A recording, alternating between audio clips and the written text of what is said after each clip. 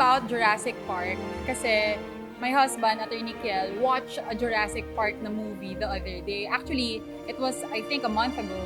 And then he decided na he wanted the Jurassic Park theme for Alonzo Kiel. And we saw naman na gusto ni Alonzo talaga ng dinosaurs. So we decided why not. So tinuloy na lang namin siya.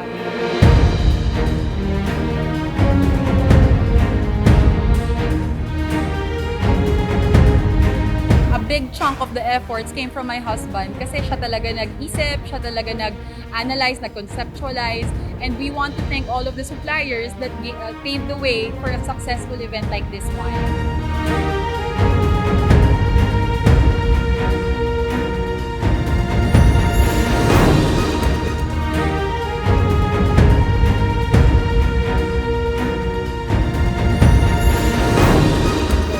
I wish Alonzo a good health, a successful life, and lagi kong pinagdadasal, sana isa siyang mabuting tao, may takot sa Diyos.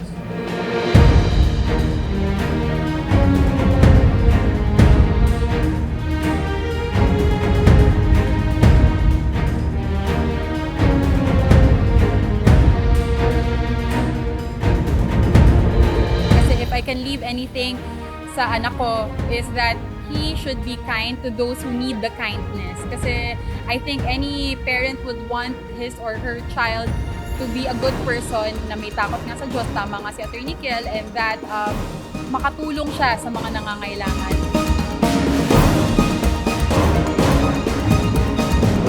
Everybody enjoys this event, and we are all thankful na you guys attended it, and thank you very much.